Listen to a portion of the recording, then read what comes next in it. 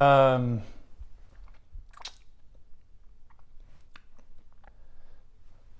Today we're going to be talking about how to act drunk. So I guarantee at some point in your acting career you'll come across a character who you'll need to be drunk. It can be tough because a lot of actors overdo it.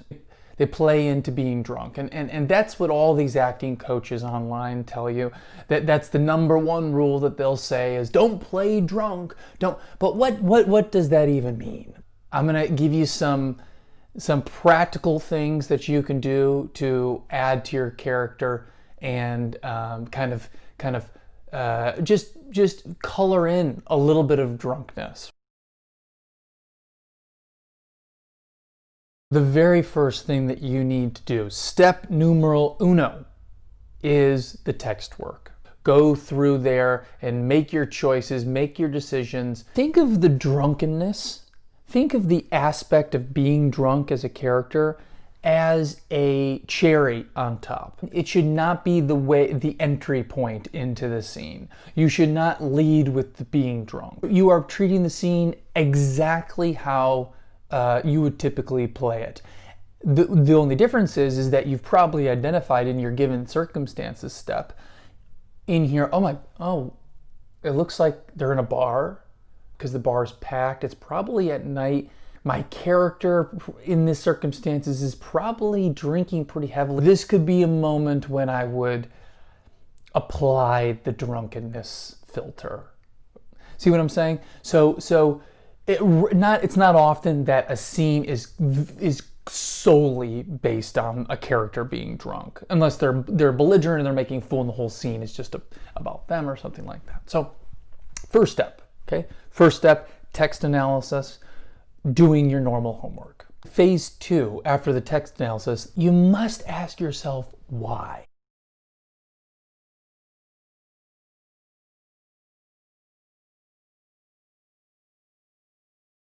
Right? You've got to ask yourself, why is this character using this substance? Because some characters don't use substances.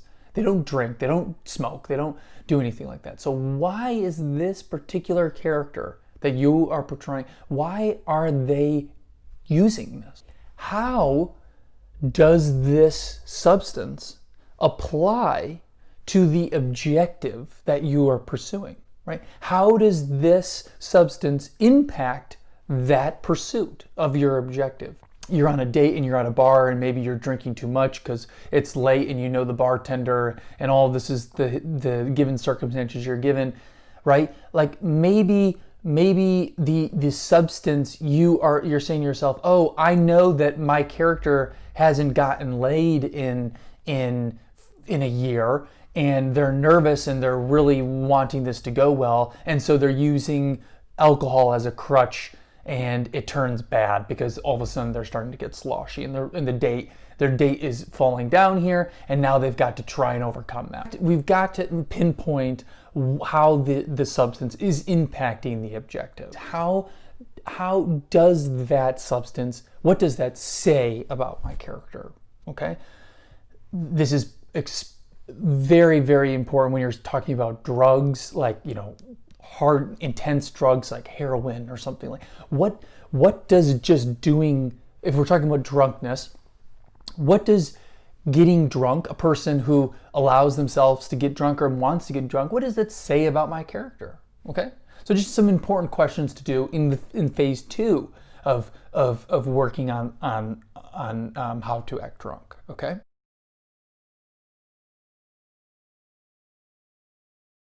Phase 3, and the last phase here for creating a drunk character, is really pinpointing and being very specific on, and usually the text will give you clues here, is that which body part is affected the most from being drunk. This is actually from Power of the Actor. This is the Ivana Chubbuck book here, which I did like this little note that she has about drunkenness, which is that she believes that there are kind of three different things that you can apply. There's the eyes, the tongue, and a body part, okay? So the eyes, the tongue, the body part, and you pick which one of those, and that is sort of, you pick one, and that is your obstacle. And you try hard to overcome that obstacle. So here's, for example, I gravitate towards the eyes. When I'm drunk, I get sleepy, and so for me,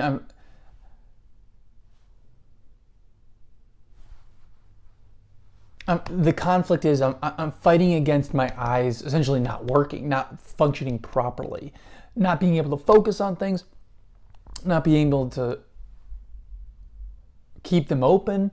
You're peppering in these little moments. You're peppering in these little things, and they'll pop in to your performance without you even thinking ahead of time.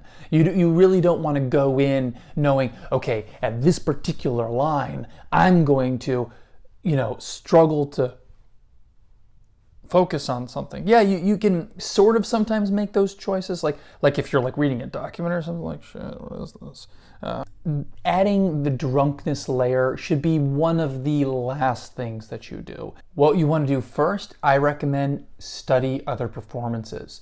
There's plenty of opportunities for you to watch movies or TV shows of other actors playing drunk. And in fact, I've actually done your homework for you, and I'm about to play a clip from Harry Potter of Jim Broadbent's performance of, is it Broadbent's?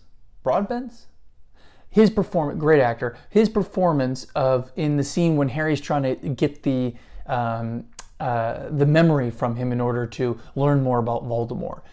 So take a look at this, and I'd love to know your opinions in the comments below about what you think is great about this performance, okay? I had him from an egg, Tiny little thing he was when he hatched. No bigger than a Pekingese. A Pekingese, mind you. Oh, sweet. I once had a fish. Francis is very dear to me. One afternoon I came downstairs and it vanished. Off. It's very hard, isn't it? Isn't it? But that's life. I suppose you go along and then suddenly... poof. Poof. It was a student who gave me Francis. One spring afternoon I discovered a bowl on my desk. Just a few inches of clear water in it. And floating on the surface was a flower petal. As I watched, it sank. Just before it reached the bottom, it's transformed to a wee fish. It was beautiful magic, wondrous to behold. The flower petal had come from a lily. Your mother. The day I came downstairs, the day the bowl was empty, was the day your mother.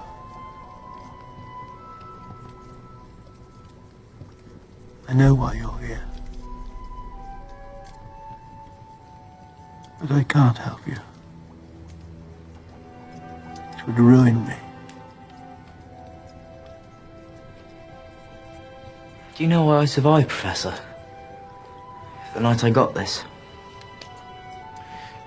Because of her. Because she sacrificed herself. Because she refused to step aside. Because her love was more powerful than Voldemort. Don't say his name. I'm not afraid of...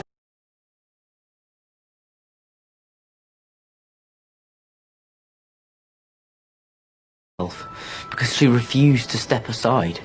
Because her love was more powerful than Voldemort. Don't say his name. I'm not afraid of... The first thing I would try is just as simple as if, right? It's as if I am walking on marbles.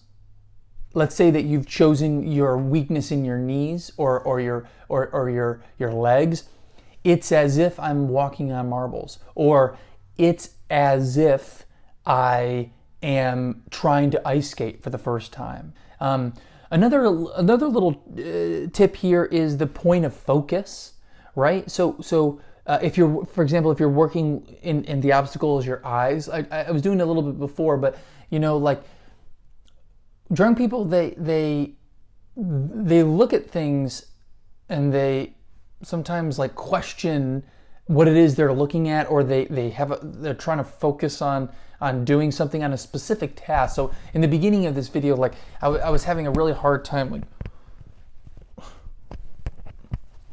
if you saw someone having a hard time putting their button on in real life, you'd probably go, that person's drunk. Stay with the dialogue. Don't lose the dialogue there. But maybe that's an easy, also a great way. I love that one. This one for auditions, right? Is if you're trying to portray drunk in an audition, add a quick button point of focus, and boom, that'll get the point across right away. So I really like that one. You could do that with anything like a cigarette or whatnot. Accidents, right? Drunk people run into stuff all the time. Drunk people drop things, break things, run into a side table on accident. You might want to add one of those, and those are always fun and also funny and can be tragic sometimes.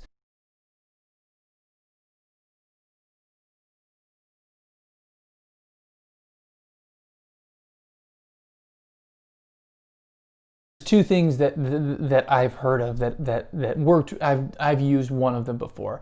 One of them is if you are on stage or in a movie, you can put a little pebble in your shoe, maybe in your left shoe or your right shoe, and if you put that pebble in the shoe, you kind of treat that more daintily. You kind of it's almost like sort of a limp.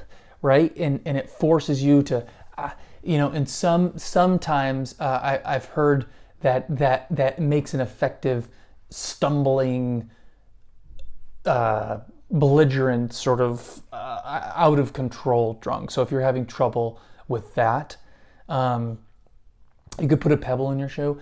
And then the last is I've included in the resources here below. The last thing is it's an interview with Anne Hathaway, and she goes before the director yells action, she spins around in the circle a bunch of times, gets all dizzy, and then goes right into the scene. I've never done that one. I don't know if that one works or not, but you might want to try it. You might want to rehearse that at home, or if you're having a hard time on set, give it a whirl. No pun intended. That's sort of how to act drunk in a nutshell here. I've included some wonderful resources for you to check out in the description here below. As always, the resources are for further reading and for further learning about the subject. And some of them are really much more comprehensive than this video, and you should definitely check them out if you have the opportunity to. But yeah, thanks for watching. Once again, remember to like and share the video. Share it with anyone who you think enjoys theater or is pursuing acting as a craft. And thanks for watching, and I'll see you the next time. All right, time for... Oh, they're props. No!